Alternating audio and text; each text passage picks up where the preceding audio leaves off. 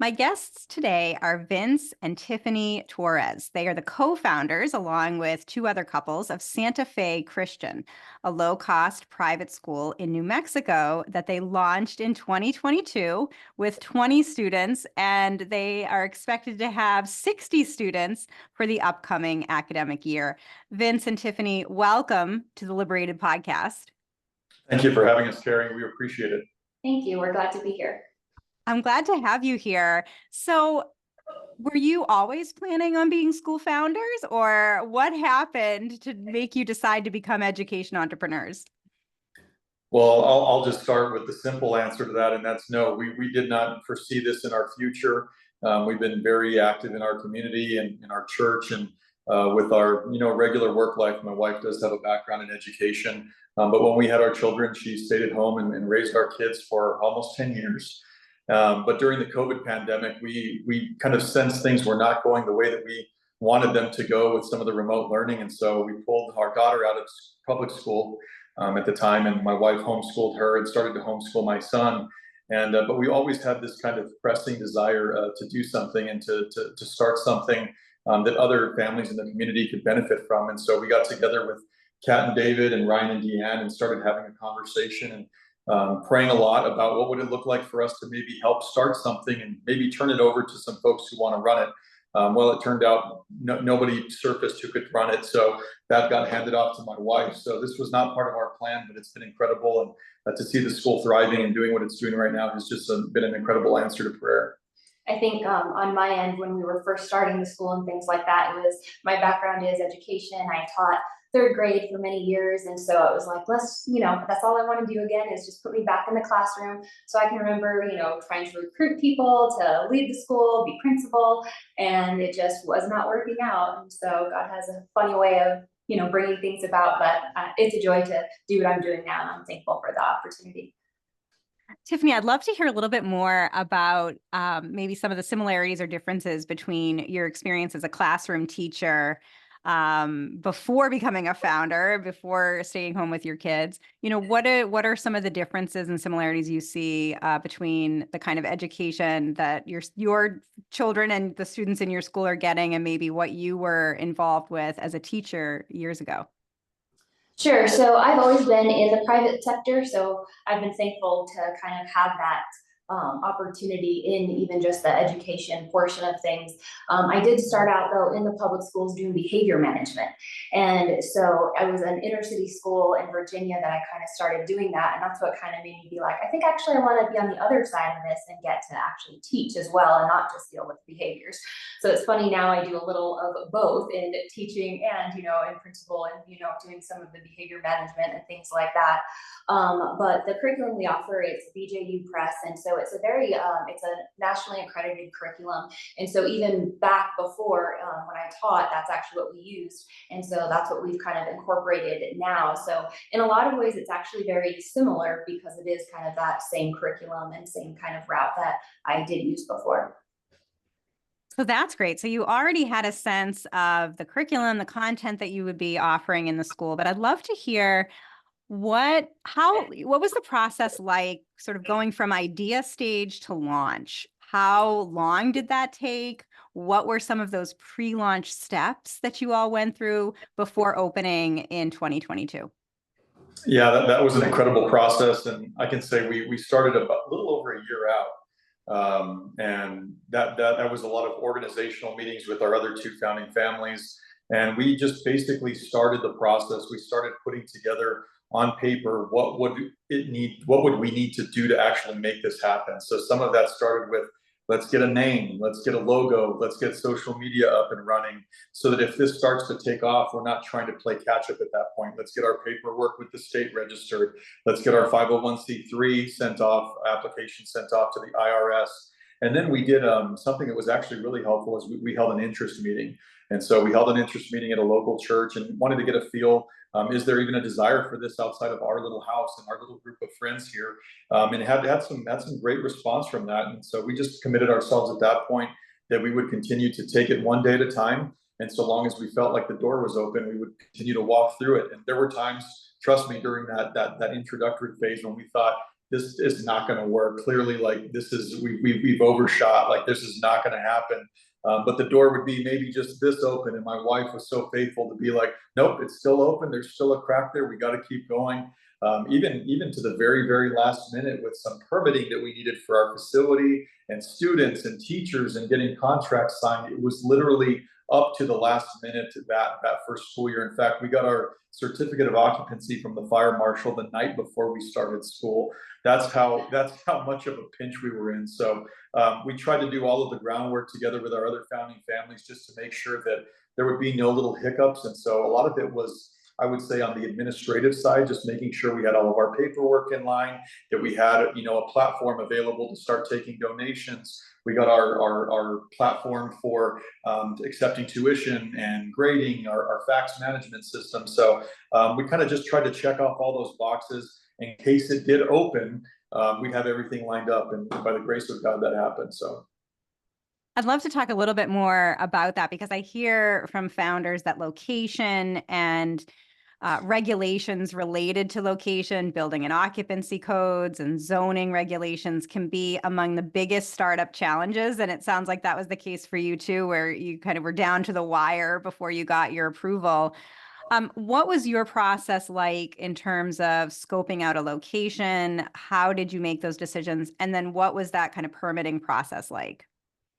Sure. So we were fortunate that one of our founding families, they attended First Baptist Church, which is our location now. And they were willing to just let us use their facilities for our first few years. So that has been a huge blessing to us. And so we did, though they were not zoned for a school. So that was what we had to go through, and we had to get a special use permit. And that was, not a fun ordeal to go through. Lots of just red tape and hoops to jump through. And so like he said, everything really for that did not fall into place until like last minute. So we have our special use permit now that we're using, and thankful, but it was quite the process getting there. yeah, I would say that was one of the biggest hiccups that we had. We were very fortunate to have a church who was willing to work with us. And when you think about it, churches make ideal locations for this sort of startup because they largely sit vacant for most of the week. So we're incredibly blessed to have this partnership with First Baptist Church of Santa Fe. But that process of securing the special use permit, it was a whole thing. We had to hold a public meeting. We had to advertise for it. We had to go before the Board of Adjustment and answer questions. We had to fork out $6,000 for a traffic study for our small school of 20 kids to see how those families dropping off their kids at the school would impact the traffic on the local road. So that was definitely a bit of a headache, but we got through the process. We're very thankful for it.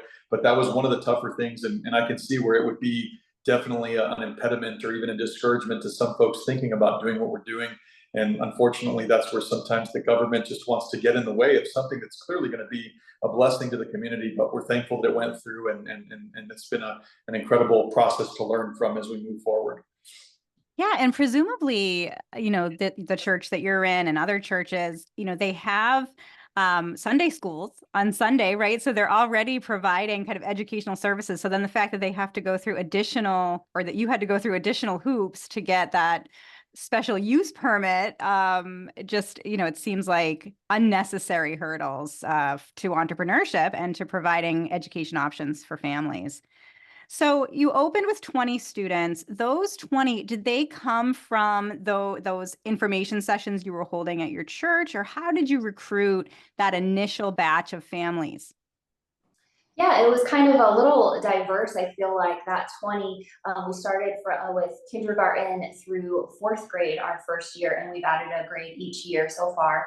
And so it was, with that interest meeting, we had opened it up to about just like 12 local churches, really. And so we would go to those 12 local churches and kind of get to share about the school. So quite a few came from there, just like that networking really within our community. Thankfully, we were able to get like our website up and going. And so even people that were like, well, we were just searching and, it came up. So we had like families who were moving to Santa Fe, even a couple new families, and they were like, we just found you online.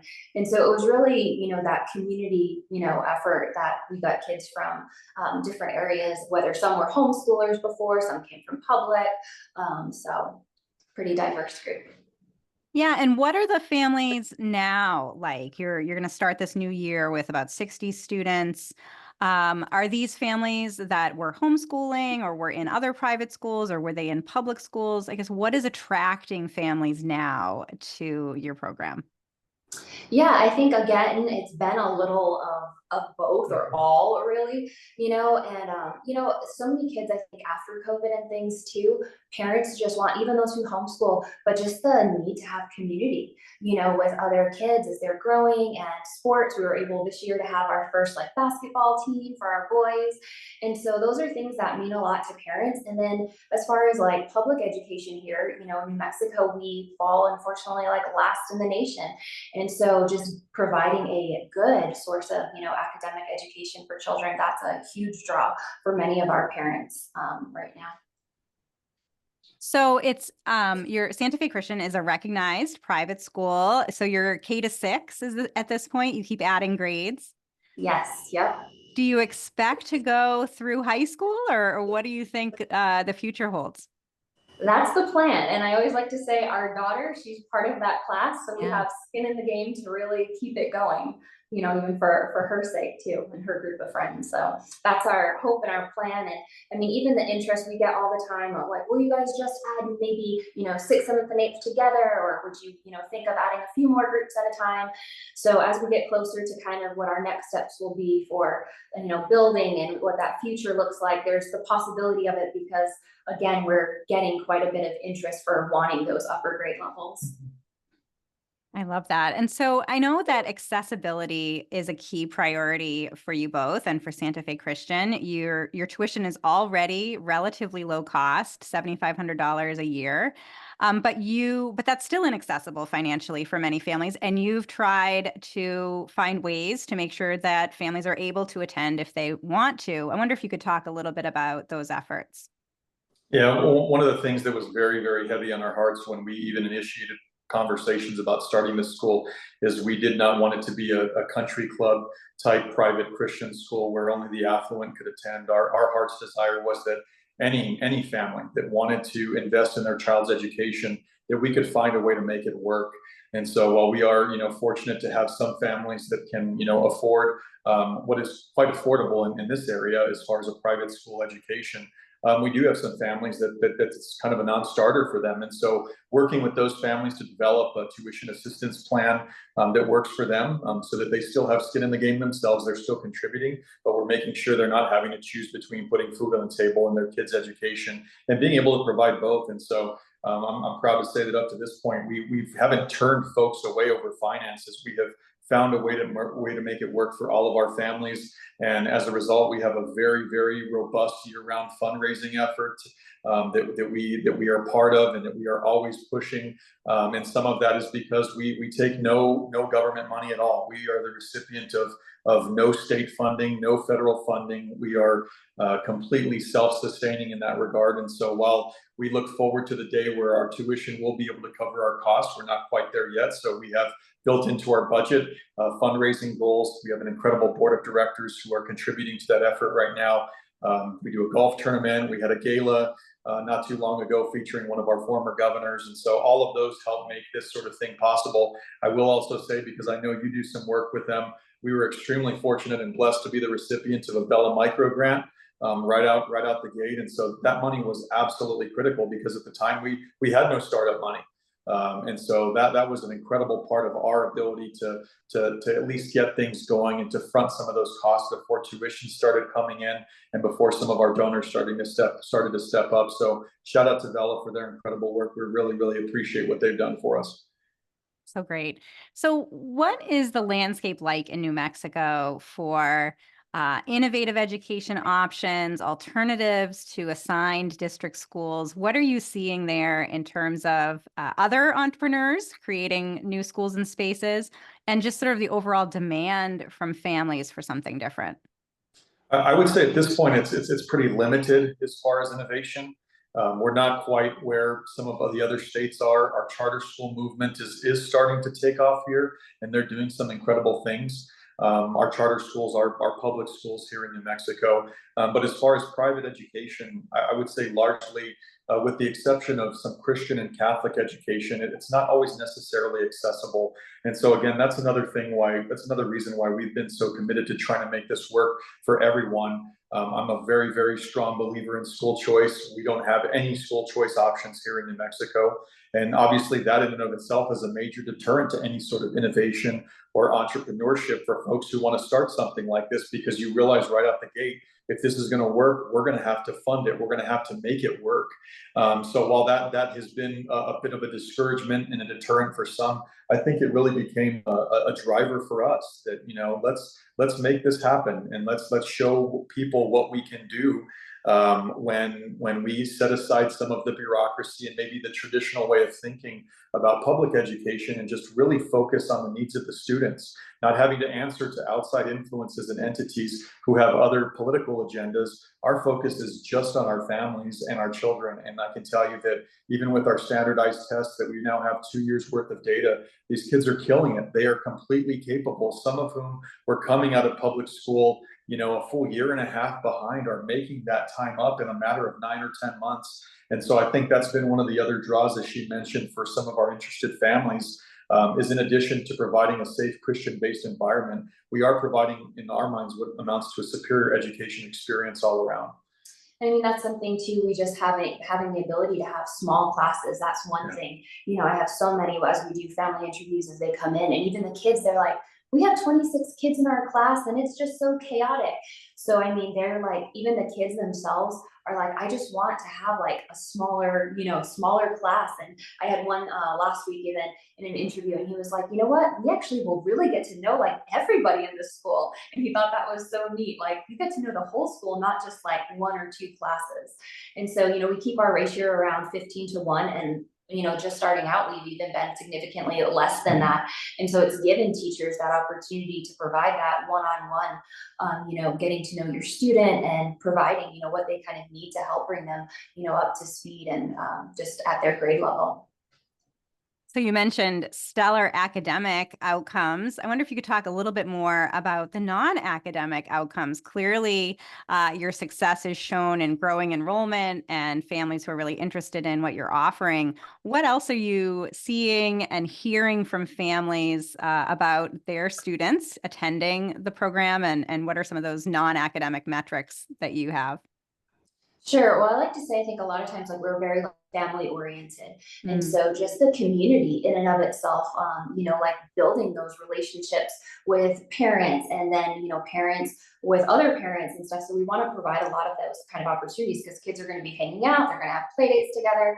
And so I feel like it's a community that we're able to offer them, and parents, you know, have just really loved that, where I'm seeing them now, even in the summer, they're all getting together with classmates and getting together just to go hang out and go to the parks together. So I really feel like it's been great for families as a whole, bringing them like a sense of community.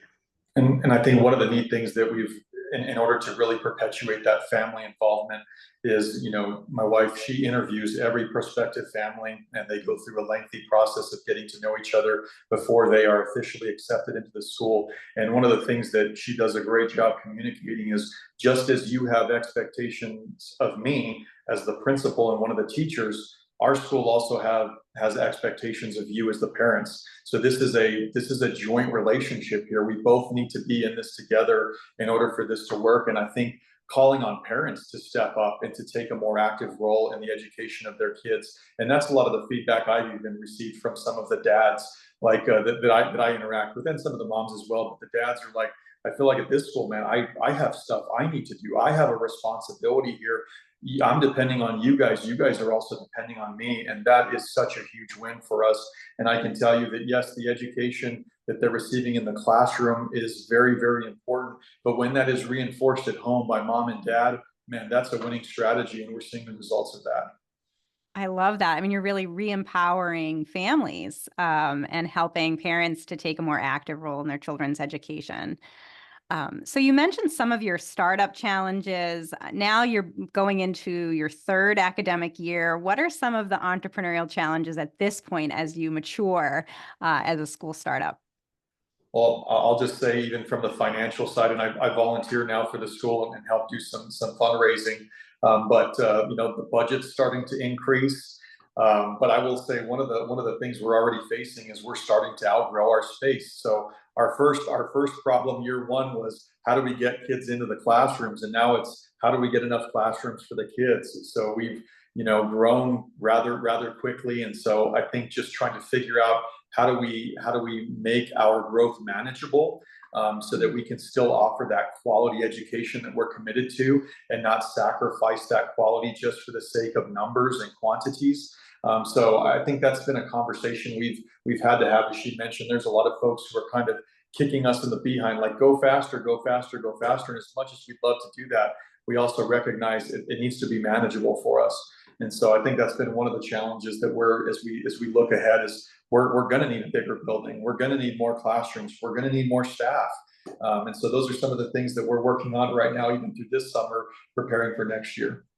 Yeah, we have, we're going to look to kind of extend our lease possibly, because we are looking at possibly the opportunity to build. And so we've been looking at land and, you know, meeting with different potential builders and things like that. So exciting things, you know, for our future. But at the same time, yeah, things that are going to cost money and going to take some time and effort to get there. Yeah, and I imagine it's tricky because you have so much parent demand for your program, that you want to be able to accommodate increased growth, but you also want to be smart about it and make sure that you're, again, retaining that quality and scaling smartly. So Tiffany, I know you're full-time then at the school. You're there 5 days a week. Vince, I wonder if you could talk about your work. So you volunteer at the school, but you have a separate job that takes more of your time. Tell us a little bit about that. Yeah, I do. So I'm very honored to work in our state government as the chief of staff for the Senate Republican Caucus, and then I also help pastor our local church. We're actually here right now, is where we're taking the interview. So yeah, I've been very fortunate to have one foot in government, one foot in the church community now for many years, which has really, I think, helped me get an understanding of the needs of this community and my city. And so this part of our life, this part of our investment as a family, is a response to that, and recognizing that the children of Santa Fe and the families of Santa Fe need more options when it comes to good quality education. We're blessed to be providing a Christian-based curriculum and experience for them. But all of that, I can say, has contributing factors from my other work that I do, and being able to see how policy decisions, whether they're in a church or whether they're at the state capitol, really impacts people on the ground. And I can say, having worked for policymakers for many years, even myself as a staff member, it's very easy to start to disconnect policies from people. And that's where I feel like this school work, my church work, and other things that we're involved in the community help that detachment, to help me avoid that detachment, because I see how the decisions that we make at the Capitol in Santa Fe play themselves out in the community with people. So very fortunate now to be in a position where I can do all of that work and also contribute, you know, in a volunteer capacity with the school. And we're just excited to see what the Lord has next for us. So what advice do both of you have for other aspiring founders, people who want to create new schools or spaces? They're feeling the tug toward entrepreneurship. What would you say to them? I'd probably say just keep going one day at a time. That one step, like we were talking about, getting just the groundwork done, because we've actually had the opportunity to help a couple other families who are kind of doing that same type of thing that we've done. And so it's been exciting to kind of be like, oh yeah, walk them through all that beginning step. But I feel like you always just hit those, like what feels like the closed doors that we mentioned, you know, at the beginning, where it's like everything's going so smooth and it looks like great. And then all of a sudden, just like something crashing happens and you're like, well, what are we going to do now? And so kind of just like expect those things to happen and just keep moving forward with them one step at a time. And don't get discouraged. Have a good team around you, because I feel like there were times too that, he still had his full-time job. I still, was home homeschooling the kids. And so there was times like us as a family, we were like, we had to kind of pull out in one sense of like, hey, we're in a busy season. And so the other couple, they'd be able to, all right, we'll run with things right now. And so just having that really good team, I think really helped us to continue it going forward. Because if it had just been us, I think there were times I would have been like, oh my goodness, I don't know if we can keep this going. So having a really good supportive team, I think, is also really going to help and benefit you. Yeah, I'll agree with everything that she said. The importance of having a team. The other thing I will say is, lean on those who have done it before. As she mentioned, we've been very fortunate to give some advice to some families in Albuquerque who are starting a school. I had a call earlier this week with a gentleman in Farmington who's wanting to start a school. And, our response to them has been, whatever we have, whatever we've learned, it's yours. Like, take it. You need sample handbooks, use ours, take it, replicate it, copy it. We don't care. In our mind, we don't own any of this. This is a resource that we want to provide. And so don't be afraid to lean on other folks who have done this. Bella has a great network. There's other organizations. The Micro School Association of Arizona does phenomenal work as well. So don't be afraid to ask those questions. And then I will say exactly what she said. Don't be discouraged when some of the closed doors start to appear. They're more than likely, they're just some speed bumps that you'll eventually have to get over. But keep going. We're convinced that this is, part of the wave of the future for improved educational excellence. And the more families that can get on board and are willing to do this, I think it will help usher in a new wave of success that, quite frankly, I just don't think the state or the federal government will be able to provide. I love that collaborative spirit. It's definitely something I see when I visit founders and talk with founders across the country, that there's this generosity among founders, happy to share their experiences, happy to share resources, like you said, handbooks, that there's this real emphasis on helping out new founders whenever possible. And you mentioned a couple of great resources, the VELA Founder Network, VELA.org, and the National Microschooling Center at microschoolingcenter.org. So 2 fantastic resources. But if my listeners and viewers want to connect with you directly and learn more about Santa Fe Christian, what is the best way for them to do that? I will say just visit our website, santafechristian.org. We're also very active on Facebook and Instagram as well. And those are the best places to get a hold of us. Well, Tiffany and Vince Torres, best wishes to you on the growth and continued success of Santa Fe Christian. And thank you so much for being on the LiberatED podcast. Thank you, Kerry. We appreciate it. Thanks for having us.